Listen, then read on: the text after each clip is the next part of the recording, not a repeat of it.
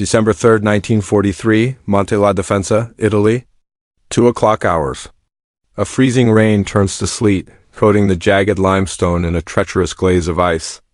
600 men are suspended against a vertical wall of rock, 3,000 feet above the valley floor. There are no engines, no shouts, only the rhythmic rasp of heavy breathing and the metallic chink of mountain carabiners. A single slip means a silent plunge into the abyss. In the valley below, the Allied artillery maintains a rhythmic roar to mask the sound of the ascent. Suddenly, a flash of lightning reveals the silhouettes of the climbers. Men with faces smeared in black grease paint, carrying specialized V-42 daggers and light machine guns. They are not regular infantry. They are the volunteers of the 1st Special Service Force. They are climbing into a nightmare that 2 British divisions had already failed to survive. The summit is held by the elite of the Wehrmacht, entrenched in caves and bunkers that have been deemed impregnable. By the winter of 1943, the Allied race to Rome had ground to a bloody, shivering halt. The Italian peninsula, once envisioned as the soft underbelly of the Axis, had revealed its true nature, a spine of jagged limestone peaks and rain-swollen rivers that favored the defender in every conceivable way. Field Marshal Albert Kesselring had constructed the Bernhardt Line, a formidable subsection of the Winter Line, specifically designed to exploit the vertical geography of the Mignano Gap. At the heart of this defensive belt sat the Camino Hill Mass, dominated by the hulking 3,100-foot precipice of Monte la Defensa. Monte la Defensa was more than just a mountain. It was a cork in the bottle of the Liri Valley, the only viable road to Rome, from its heights. German observers from the elite 5th 10th Panzergrenadier Division could direct artillery with surgical precision onto any Allied movement below.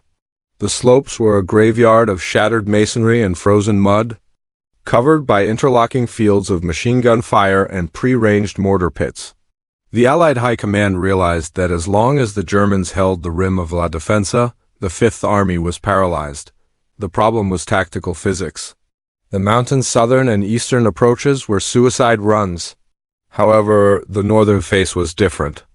It was a sheer, 200-foot vertical cliff of slick rock that the Germans left virtually unguarded, believing no military force on Earth could scale it in the dead of winter, let alone carry the heavy weaponry required for a sustained assault.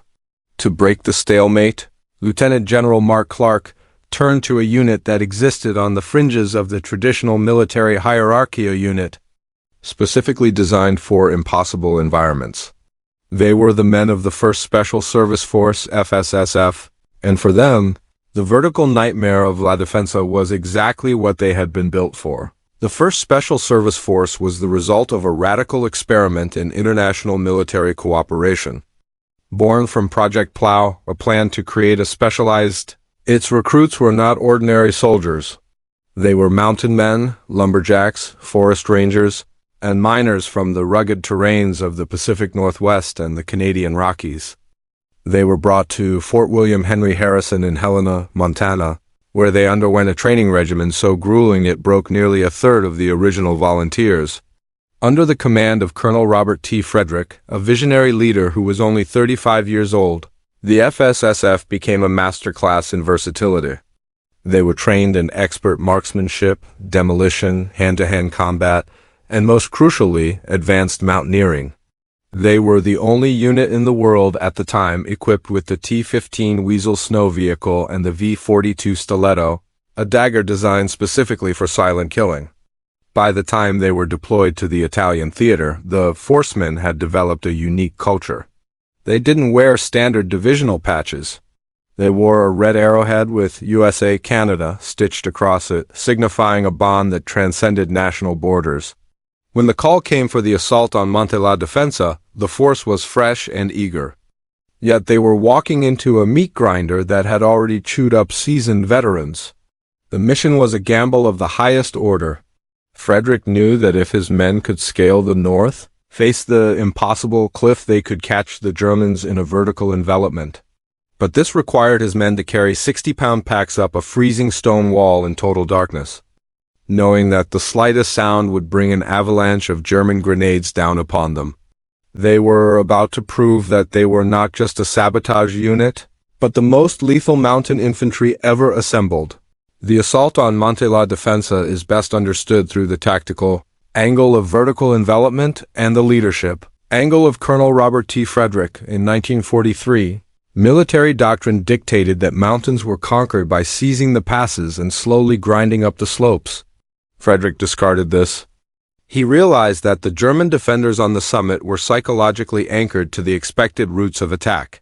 By choosing the 500-foot sheer cliff of the north face, he engaged in vertical envelopment, a high-stakes gamble that used the terrain's greatest obstacle as his greatest shield. His men didn't just climb. They bypassed the entire German defensive network, turning the mountain's geometry against its masters. From the leadership angle, Frederick was the antithesis of the Chateau General. He was a man who believed that an elite unit could only be led from the absolute tip of the spear. During the preparation for La Defensa, Frederick personally scouted the base of the cliffs, often under fire, to ensure the path was viable. He didn't just order the climb. He was among the first to pull himself over the rim. This lead-by-example philosophy forged a fanatical loyalty within the force. Every man on those ropes knew that their commander was sharing the same freezing wind and the same risk of the abyss. This leadership style transformed the FSSF from a collection of volunteers into a singular, unbreakable weapon that mirrored Frederick's own relentless resolve. This tactical audacity, however, relied on a level of physical endurance that pushed the boundaries of human capability.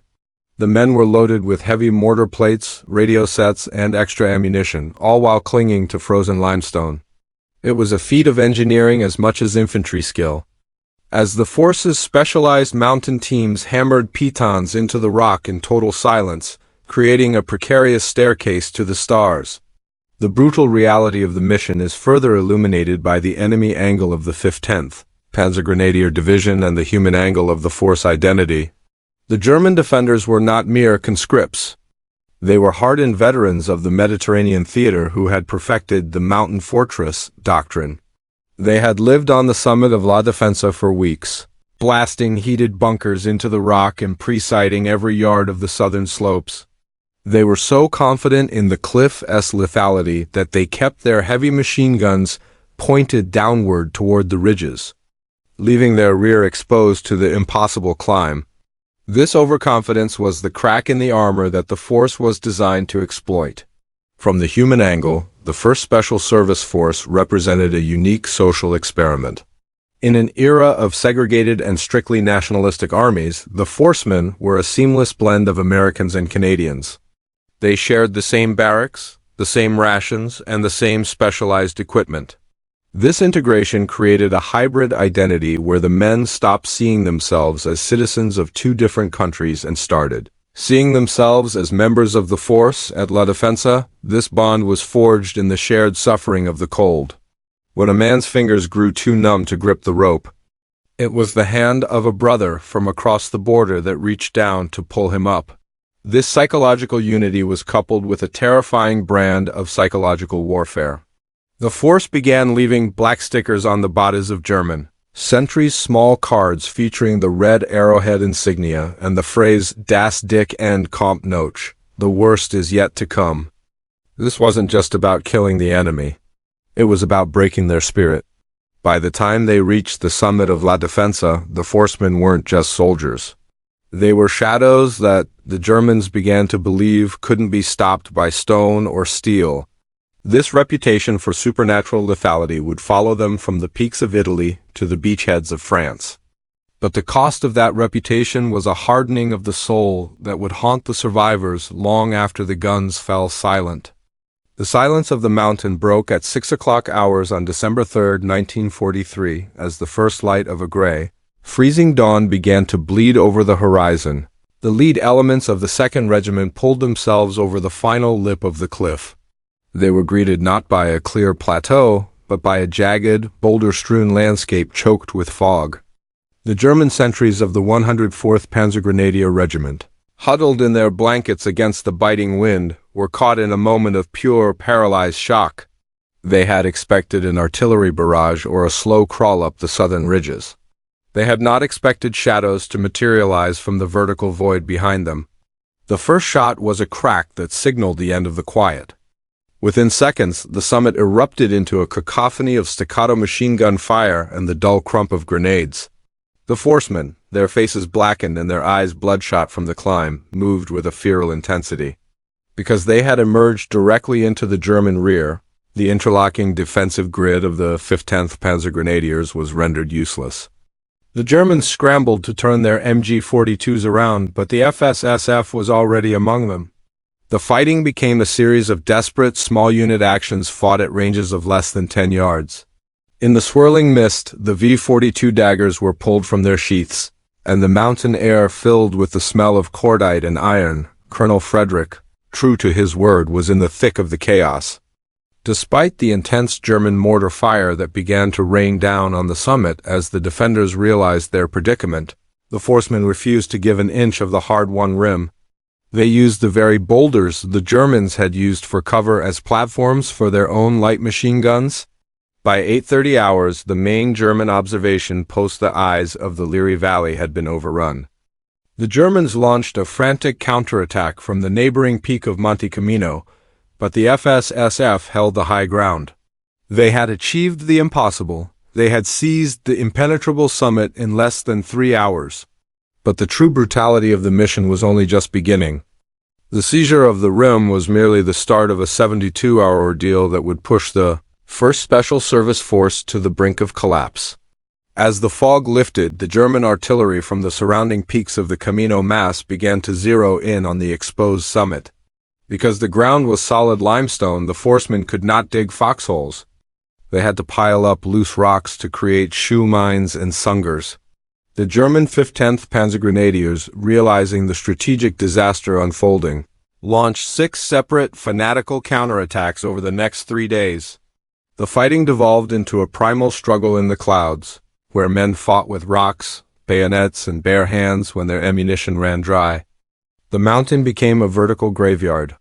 Supply lines were non-existent. Every drop of water, every crate of ammunition, and every wounded man had to be hauled or lowered by hand down the same 500-foot cliff they had climbed. Men went days without sleep, their uniforms frozen stiff, their boots disintegrating against the sharp rock. The psychological strain was immense. The constant scream of incoming moaning Mini rockets and the sight of comrades being shredded by stone splinters created an atmosphere of pure, unadulterated terror. Yet, despite the 77% casualty rate in some companies, the Red Arrow headline did not break. By December 6, 1943, the German will finally snapped. The sheer tenacity of the Black Devils, as the German diaries began to call them, convinced the 15th Panzer Grenadier Division that the mountain was lost. The German survivors began a fighting withdrawal toward the Liri Valley, leaving behind hundreds of dead and a summit littered with the debris of a modern apocalypse. When the relief forces from the 36th Infantry Division finally reached the top, they found the survivors of the FSSF standing like statues in the mist, hollow-eyed, blackened by smoke and changed forever. They had taken the mountain, but the mountain had taken a piece of their humanity in exchange. The victory at Monte la Defensa was absolute in its strategic success, but catastrophic in its human cost. When the 1st Special Service Force finally descended from the clouds on December 9, 1943, they were a ghost of the unit that had climbed up 6 days prior. Of the 1,800 men who had gone into action, 511 were casualties, a staggering number for such a short engagement. However, the butcher's bill was even grimmer for the combat echelons. In the 2nd Regiment, which had led the cliff assault, the casualty rate soared to nearly 77%. The survivors didn't look like victors. They looked like survivors of a natural disaster, their faces etched with the 1,000-yard stare that would become the haunting trademark of the Italian campaign. The military impact, however, was immediate. By seizing the summit, the force had blinded the German artillery observers and unlocked the Mignano Gap. The Fifth Army was finally able to push its armor and heavy guns into the Liri Valley, beginning the long, agonizing grind toward Rome. Verifiable German reports captured after the battle revealed a deep psychological tremor running through the Wehrmacht. One captured diary from a Panzer Grenadier officer noted, "The men on the mountain were not human. They came from the rocks in the middle of a storm. We fired until our barrels were red, but they simply kept coming. It was here that the legend of the Black Devils was born, a name the Germans themselves coined to describe the terrifying, blackened faces that emerged from the night to kill without a sound. For the men of the force, the aftermath was marked by a chilling realization.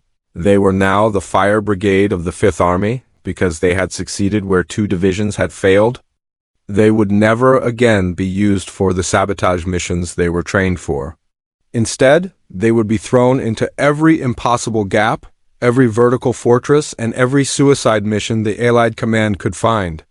They had proven they could survive the impossible, and in doing so, they had condemned themselves to a year of continuous, high-intensity combat that would eventually see the original force almost entirely replaced by reinforcements. The North Americans had become the elite, but the price of that status was a total abandonment of the lives they had known before the mountain. The strategic ripples of La Defensa extended far beyond the Italian mountains. The success of the mission validated a new doctrine for the Allied High Command: the use of highly specialized, hybrid units for unconventional terrain. The FSSF had proven that mountain ranges were not static walls but permeable membranes if the right men were used.